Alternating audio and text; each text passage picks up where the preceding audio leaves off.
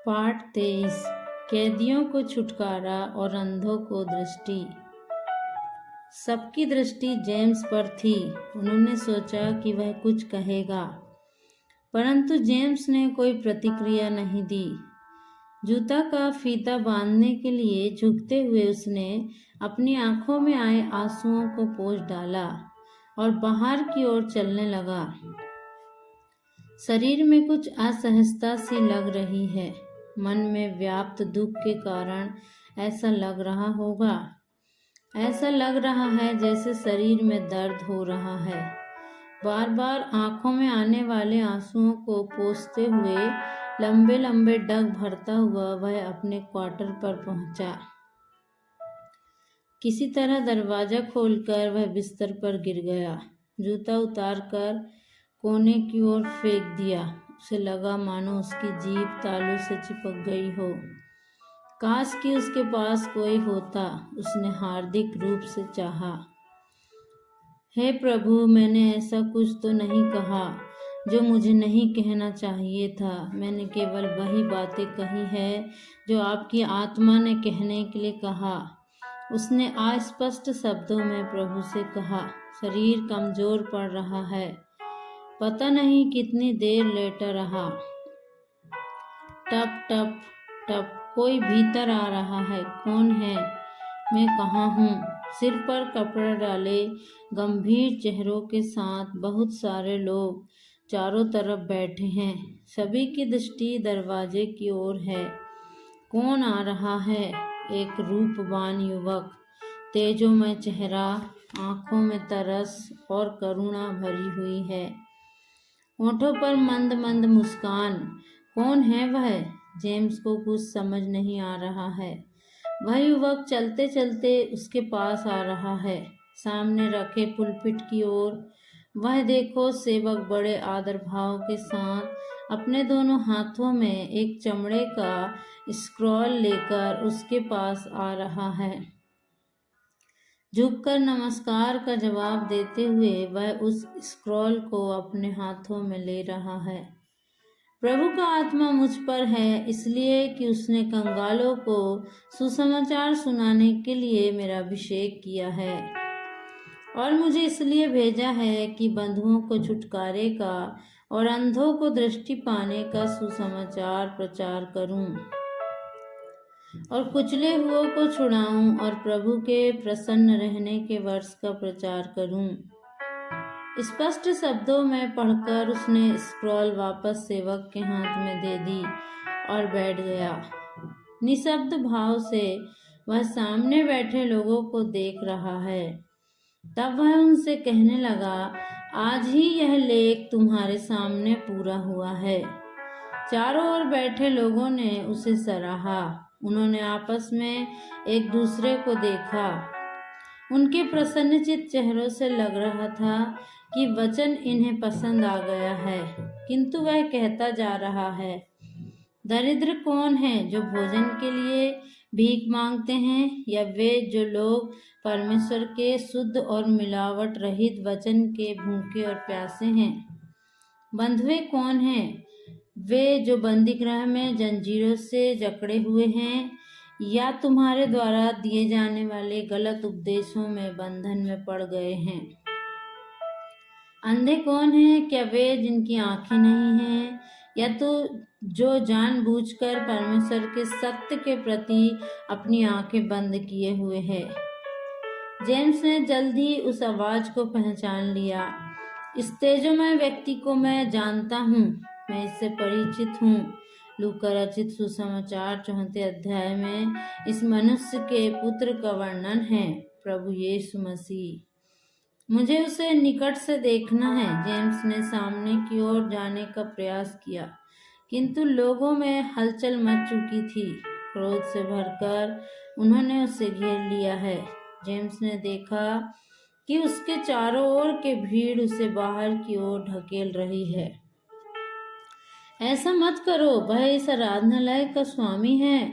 लोगों की चीख पुकार में जेम्स की विनती दब कर रह गई। जैसे तैसे भीड़ में से निकलकर वह सामने पहुंचा और लोगों को रोकने का प्रयास करने लगा। रुको रुको, वह पुकारता रह गया। उसने आधी भीड़ को अपनी ओर बढ़ते देखा। अब वे उसकी ओर भी बढ़ रहे हैं। क्रोधपूर्वक अपनी ओर बढ़ती उस भीड़ की अगुवाई करने वाले व्यक्ति को जेम्स ने देखा। राजू सर, सर, प्रभु को बाहर मत कीजिए, वह चिल्लाया। क्रोध से भरी भीड़ उसका गला दबाने लगी। जब वे उसे धक्का देकर बाहर कर रहे थे, तब भी वह पुकारता रहा, मत करो, ऐसा मत करो। लोगों की भीड़ ने प्रभु को बाहर कर दिया। वे उसे शहर से बाहर की ओर ले जा रहे हैं। मार खाकर जमीन पर पड़े जेम्स ने देखा। वे प्रभु को पहाड़ी पर से खाई में धकेलने का प्रयास कर रहे हैं। सहायता के लिए जेम्स ने चारों ओर देखा। कोई नहीं है, कोई भी नहीं। नहीं नहीं, अब उसे धक्का मत दो, उस पर बड़ी भारी खाई है। असहाय होकर जमीन पर बैठकर अपने एक हाथ से अपना सीना दबाए और दूसरा हाथ लोगों की ओर करके वह विनती कर रहा है। वह जोर जोर से रो रहा है। पल भर के लिए वह अपने धक्का देने वालों के बीच में से मुड़कर खड़ा हो गया। उसने भीड़ को देखा, वही दृष्टि जो युगों पूर्व लाल सागर के मध्य बादल के खम्भों में से फिरौन की सेना पर पड़ी थी। लोग भयभीत होकर खड़े रह गए। वे वापस हो लिए। वह वापस चलने लगा। आंसुओं से तर आंखों से उसने देखा, वह उसकी ओर आ रहा है। हाथों पर कीलों के निशान में से लहू रिस रहा है। पैरों पर भी घाव हैं। आंखों में प्रेम की तीक्ष्ण ज्वाला। वह पास पहुंच चुका है। वह उसकी ओर झुक रहा है। वे हाथ उसकी ओर बढ़ रहे हैं, उसके आंसू पोंछ रहे हैं। अपनी बलिष्ठ बाहों से उसने उसे उठाकर खड़ा कर दिया है। उसने उसे अपने सीने से लगा लिया है। आहा, उसके हाथों के जादुई स्पर्श से उसके सारे दुख समाप्त हो रहे हैं। उसके सारे दुख दूर हो रहे हैं। अनंत प्रेम का संतावनादायक स्पर्श। जेम्स, जेम्स, कोई पुकार रहा है। उसने धीरे से आंखें खोली। उसके बिस्तर के पास जोश और उसके माता पिता खड़े थे। देखो, तुम्हारा बदन बुखार से कैसा तप रहा है। कुछ कुछ बड़बड़ा भी रहे हो। नहीं, उसे बाहर मत करो। कहीं कुछ बुरा सपना तो नहीं देखा। जितना जल्दी हो सके अस्पताल जाना है, वर्गीस अंकल ने घबराकर कहा। नहीं नहीं, जेम्स करहा रहा है। इसे पियो। रसोई में तुलसी और अदरक का काढ़ा बनाकर वर्गीस आंटी जेम्स को देने के लिए आई। वर्गीस अंकल उसके बिस्तर पर बैठ गए। जेम्स के पैताने बैठकर जोश उसके पांव दबाने लगा। कीलों से छेदे गए उन हाथों के दिव्य स्पर्श में लीन होकर वह पुनः नींद के आगोश में चला गया, सारे दुखों को भूल कर। पाठ 24। परिणाम। उस दिन सुबह ही से कई विश्वासियों के घरों में आशंकाएं थीं। उस दिन 12वीं की परीक्षा का परिणाम आने वाला था। सुबह से ही राजू सर के फोन को विश्राम नहीं था। रीमा के परिणाम के विषय में जानने के लिए बहुत से ही प्रशंसकों के फोन आने शुरू हो गए थे। ये फोन राजू सर के प्रति उनके प्रेम के कारण नहीं था, परंतु इसलिए था क्योंकि उन्हें मालूम था कि यदि फोन नहीं करेंगे तो अगली बैठक में वह किसी न किसी प्रकार इस बात का आरोप लगाएंगे। प्रत्यक्ष व्यंग बाण छोड़ने से भी परहेज नहीं करते थे। कई बार तो वे नाम लेकर भी अपमानित किया करते थे, केवल इसीलिए। सर, परमेश्वर यदि रीमा को आशीष नहीं देगा तो फिर किसे देगा? परमेश्वर के लिए आप जितना कार्य करते हैं उन्हें स्मरण कर परमेश्वर क्यों कर आशीष नहीं देगा? फोन पर मैथ्यू की आवाज़ सुनकर राजू सर का सीना 2 इंच फूल गया। अरे मैथ्यू, प्रभु तो यही कहता है ना, जो मेरा आदर करेगा उसका मैं भी आदर करूँगा। इसके अलावा हम प्रशंसा करने के लिए हमारे पास क्या है? रविवार को आराधना में न जाकर बिटिया को ट्यूशन भेजना, कलीसिया की अन्य सभाओं और कार्यक्रमों में न भेजकर घर में बिठाकर पढ़ाना, ये सब बातें उन्हें इस समय याद नहीं आई, बल्कि उन्होंने जानबूझकर याद करने का प्रयास भी नहीं किया। हाँ सर जी, परमेश्वर विश्वास योग्य है। हाँ, परिणाम आते ही फोन कीजिएगा, हम इंतजार में रहेंगे। श्रीमती जी तो कल से उपवास में हैं। उसका कहना है कि रीमा बिटिया का परिणाम आने के बाद ही खाना खाएगी। मैथ्यू ने उत्साह के साथ कहा। किंतु राजू सर को कहाँ पता था कि रात दांत दर्द होने के कारण उसने आज नाश्ता नहीं किया था, और यह फ़ोन भी इसलिए किया था ताकि वह उधारी का पैसा जल्दी वापस न मांगे। ठीक है, मैं बता दूंगा। राजू सर ने रिसीवर रख दिया। लीला थॉमस मास्टर और डॉक्टर एलसी के पास से कुछ खबर आया क्या? उन्होंने घर के भीतर की ओर देखते हुए पूछा। भीतर से उत्तर न आता देख वह अपना धैर्य खोने लगे। अरे, तुमसे पूछ रहा हूँ। हाँ, सुन लिया। मैं क्या सुबह सुबह सबके घर जाकर समाचार इकट्ठी करती रहूं? पता करना है तो स्वयं जाकर पता कीजिए, और नहीं तो। रसोई से आती आवाज उन्हें कुछ सही नहीं लग रही। अतः वह अपनी कुर्सी पर ही विचार मग्न बैठे रहे। जिंकू और मिली को रीमा के बराबर नंबर नहीं मिलेंगे। उनको अलग अलग से कोचिंग नहीं मिला है ना। 10वीं में भी उनके अंक इतने ज़्यादा नहीं थे कि वे रीमा से आगे चले जाएं। पापा, रीमा की पुकार सुनकर राजू सर कुर्सी पर से उछल कर खड़े हो गए। वे अपने विचारों में इतना अधिक खोए हुए थे कि उन्हें कार की आवाज़ सुनाई नहीं दी। भीतर से श्रीमती जी भी बाहर आकर देखने लगी। कैसा रहा बेटी, क्या हुआ? उन्होंने उतावली में पूछा। रीमा के चेहरे से टपकती खुशी से ही उन्हें पता चल गया कि परिणाम अच्छा ही आया है। पापा, 83% आए हैं। रीमा की बातों में अत्यधिक खुशी झलक रही थी। 83%? उनकी उस प्रतिक्रिया में कुछ निराशा सी झलक रही थी, मानो उन्हें अधिक अंक की उम्मीद थी। जिंकू और मिली को कितना मिला है? अपनी बेटी की उपलब्धि की प्रशंसा करने के बजाय अन्य बच्चों से अपनी बेटी की तुलना करने में उनका अधिक ध्यान था। जिंकू से नहीं मिली हूँ, सुना है डिस्टिंक्शन है। मिली को 85% मिले हैं। मिली के अंक सुनकर राजू सर का तनाव और बढ़ गया। वैसे भी मिली बुद्धिमती लड़की है। बच्चों को माँ की बुद्धि भी थोड़ा बहुत मिलती है।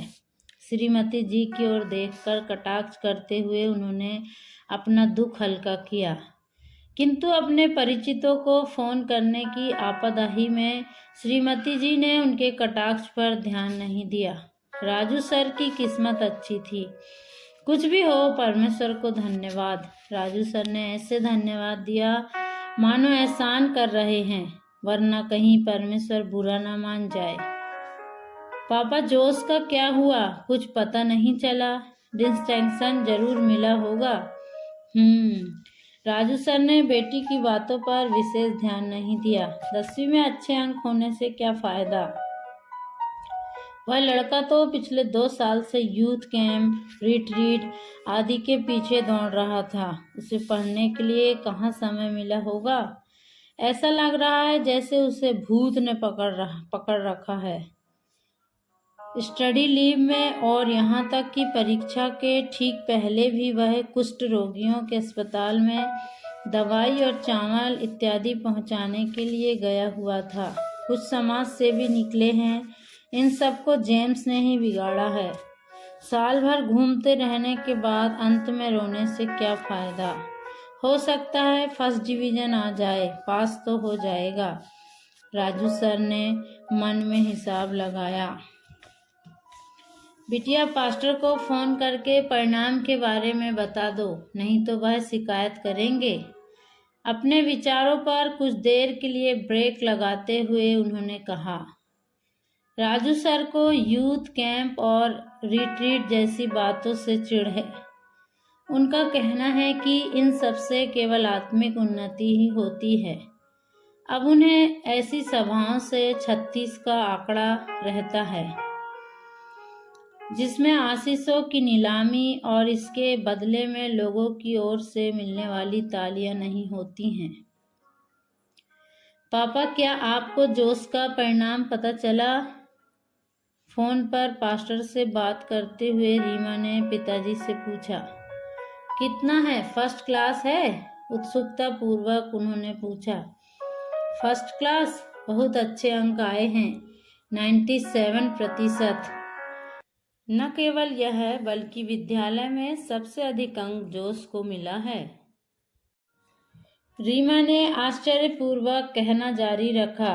माय गॉड, प्रवीण सूची में भी उनका नाम होगा। अरे नहीं, किसी ने ऐसे ही कहा होगा। वैसे यह खबर किसने दी है? राजू सर को कुछ सूझ नहीं रहा था।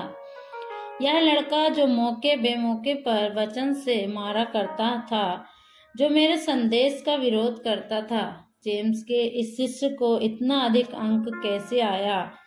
राजू सर के लिए यह विश्वास करना कठिन हो रहा था।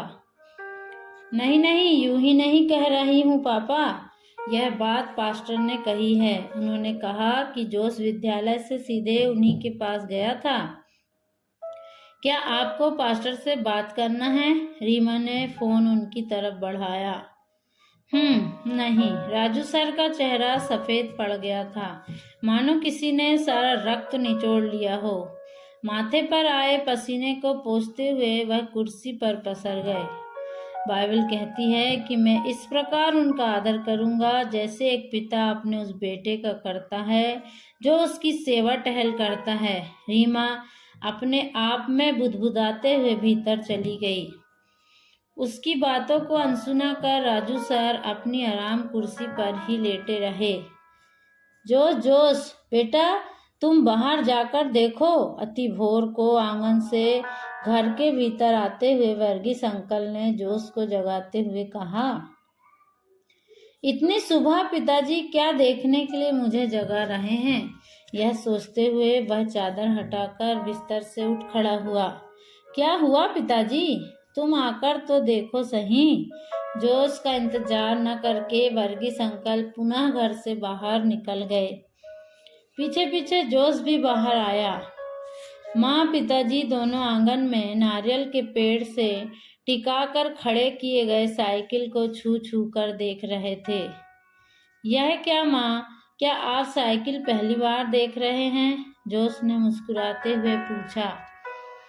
हाँ बेटा, मैं ऐसा एक साइकिल पहली बार देख रही हूँ। कंधे पर पड़े गमछे से आंखें पोंछते हुए उनकी कपकपाती आवाज से उसे लगा कि साइकिल में कुछ गड़बड़ी है। वह जल्दी से साइकिल की ओर बढ़ चला।